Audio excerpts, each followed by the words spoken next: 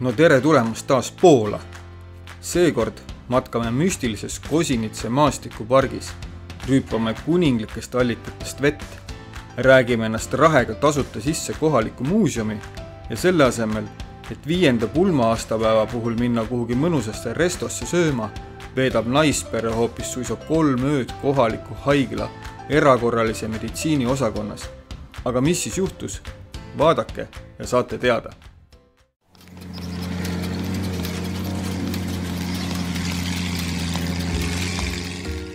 Oleme pere, kes tunneb rõõmu lühikestest ja pikkadest matkadest. Reisime suvel ja talvel pisikese Haagissuvilaga, keda kutsume Arviks. Kokkame, maitseme mõnusaid jooke ja külastame lahedaid kohti. Siinne playlist räägime 2022. aasta Eurotripist, kus veetsime pikalt aega Tatrates ja Palatoni järve ääres.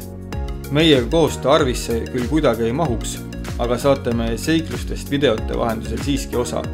Head vaatamist!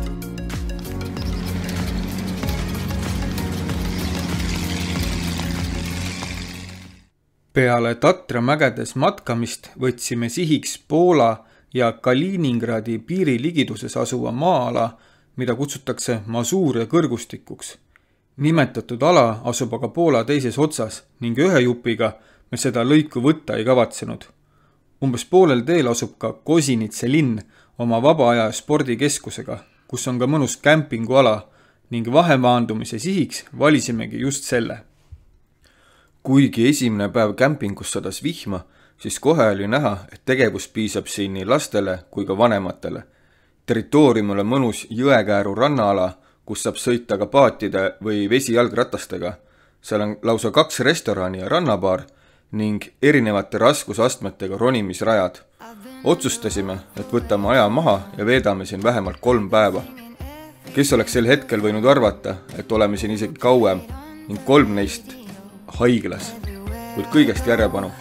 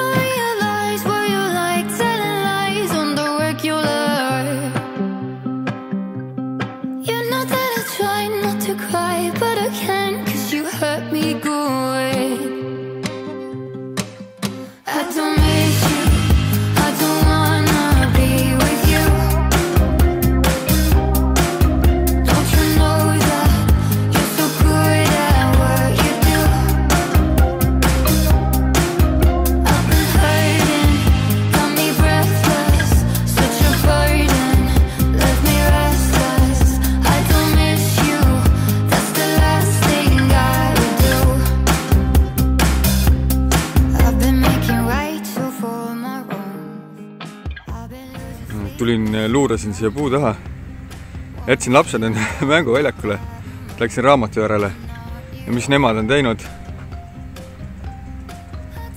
Nad on leidnud selle vihmuti, nüüd jooksevad, no põgenevad selle vihmuti eest ära, ma kujutan ette, et mõlemad on jumala märjad. No jah, aga noh, ütle veel, et leidlikud ei ole.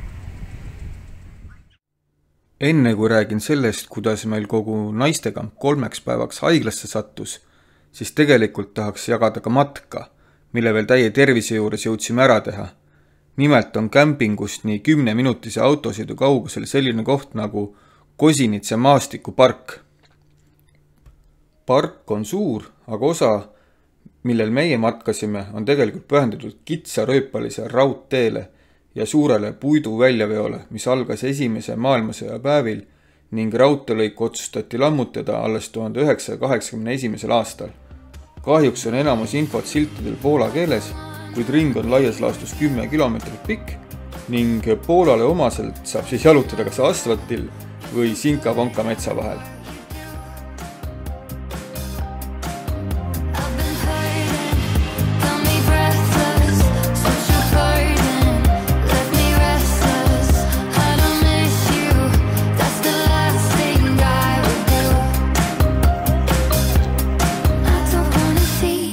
face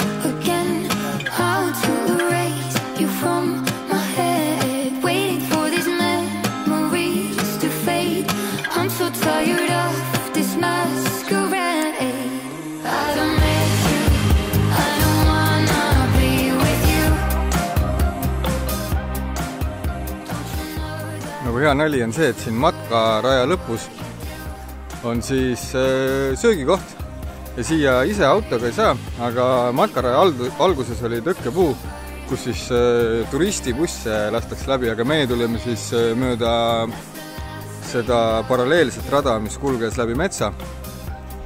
Aga siin on jah mingi söögikoht ja ma ei tea, kui sa oled Poolas, siis käitu nagu poolakas ja otsustasime ka, et võtame siis matkaraja lõpus endale väiksed õlled, vaatame äkki lapsed saavad ka midagi ja siis lähme vaatame neid jõekesi ja järvekesi ja puuteid siin. Ei tea, kas asi oli ühes pindises joodud õlles või läkski rada oluliselt huvitavamaks, aga kes ka sinna matkama satub, siis soovitan teil igatahes toimida nagu poolakas, kes tavatseb poole matka peale õlle juua. Eelolev rada oli tõesti kauniste vaadetega ja nägi rohkesti linde ja putukaid, sai rüübata vett vanast allikast ja tõtt öelda, kui tagasiteeks valisime sileda asfaltkatte, siis oli päris keeruline sellest metsavilus asuvast raudteetöölistele pühendatud kõrtsust ilma õlleta mööduda. Aga jah, pidi ju tagasi kämpingusse sõitma.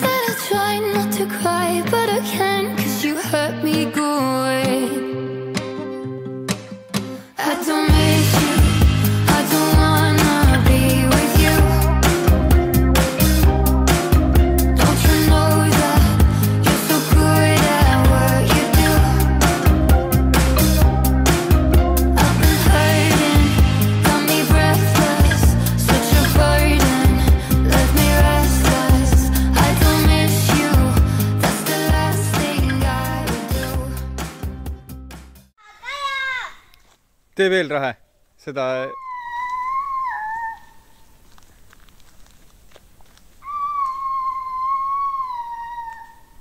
vilistada ei oska, siis niimoodi kutsutakse õde. No kes teavad seda multikat, need teavad. Ja oligi käes meie 5. pulma aastapäev. Sinisilmselt tasusime õhtusöögiks restorani otsima ja pajatasime kohalikus jäätiseputkas juba veidi reisimuljeid. Tõsi, putka tegi kahtlaselt vali häält. Ja see hääl ei olnud paraku viimane kõuemüürin, mida me kuulsime. Õige pea peale jäätise söömist ütles Mirt, et tal on süda paha ja ta soovib magama minna. Meie võtsime rahega sammud Kosinitses asuva regionaalmuuseumi suunas ja jätsime teise poole perest puhkama. Siin kohe selle muuseumi kõrval on hiigla suur mänguväljak. Et kui mõned vanemad tulevad siia lastega näiteks, siis on eriti mõnus käia muuseumis äkki korda mööda. Niimoodi, et osa lapsi siis, et lapsed mängivad ühe vanemaga mänguväljakul ja siis saab rahulikult muuseumis käia. Et siin on tõesti nagu igale vanusele, et isegi vanematel lastel oleks lauatennist saavad mängida ja nagu WC ja kõik värgid on olemas. Tasuta wifi on ka, et lust ja lillepidu. Isegi meditsiinipunkt, kui keegi kuskilt alla kukub. Lustist ja lillepeost oli asi muidugi kaugel. Rääkisin Leenuga telefonis ja Mirt oli juba mitu korda oksendanud ja nii loid, et Leen oli temaga jõudnud juba kohaliku emo järjekorda, kusjuures ka Leen ise oli oksele hakanud.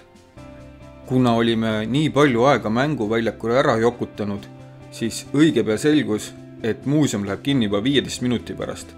Uksel saime aga kokku muuseumi kuraatoriga, kelleks juhtus olema Ukraina juurtega meesterahvas ja kui ta kuulis, et oleme Eestist, siis avanesid meil uksed 2 lehte. Mingisugust raha keelduti kategooriliselt vastu võtmast ja tehti meile privaatne tuur. Muuseum on põhiliselt keskendunud Kosinitse maastikupargi floorale ja faunale ning teine osa muuseumist räägib maailmakuulsast Poola keskaegsest teadlasest, arstist ja matemaatikust, kelleks on Mikolai Kopernik. Kuid kahjuks varjutasid seda tuuri pidevalt muremõtted teise perepoole pärast. Ning siis see juhtus. Pulma 5. pulma aastapäev on siis selline, et hommikul oli nagu tore hommik. Mõtlesime, et mis restorani lähme ja käisime vesiratastega sõitmas ja siis läksime jäätist sööma ja peale seda siis vanem plika hakkas oksele. Ja peale seda, kui ta oli mingi 4-5 korda oksendanud, siis Leen läks tagasi siis EMO-sse. Ja nüüd on ise ka oksendanud seal juba mõned korrad. Ja siis mina siis Rahega jäin maha. Käisime siin mänguväljakul ja muuseumis ja nüüd on siis selline seis, et Rahe ka oksendab. Ja hakkasin siis nüüd jalutama sinna samme haigla poole. Ma ei tea, mul on veel hea olla. Aga no saab näha, mis sest pullist kuradi välja tuleb. No, pöidlad pihku, Rahe. Pea vastu. Palju ei ole jäänud. Kuigi peaaegu keegi haiglas inglise keelt ei osanud, siis olid kõik väga sõbralikud ja kui praegu lastelt küsida, et mis reisil meeldis, siis kindlasti käib sinna nimekirja ka haigla mängutuba. Minul läks oluliselt paremini. Kuigi esimesel õhtul tundsin ennast veidi nirult, siis sõin kõige vürtsisema pitsa, mis leidsin, jõin pitsi kangemat ja kannu õlut otsa ning hommikuks olin terve. Naispere haigla seiklustest saab lugeda täpsemalt Leenu blogist, mis on ka siia video alla lingitud, aga huvitav on see, et kui muidu Mirt ja Rahe kipuvad ikka omavahel veidi kisklema, siis nende 3 haiglapäeva jooksul ei teinud nad seda vist kordagi. Ega vist ilma asjata ei öelda, et õed on naeru jagamiseks ja pisarate pühkimiseks. Järgmises osas, kui toidumürgitusse jäänud tõbised viimaks haiglast välja pääsevad, jõuame lõpuks ka kaunile Masuuria kõrgustikule, kus on üle 2500 järve. Püüame veidi kala ja kondame ka mööda Mikiolaiki vanalinna, mille tänavatel on väga mõnus sumine melu. Telli ja jaga meie kanalilt ning saad ka teada, kui kaunis üks Poola nurgaka võib olla.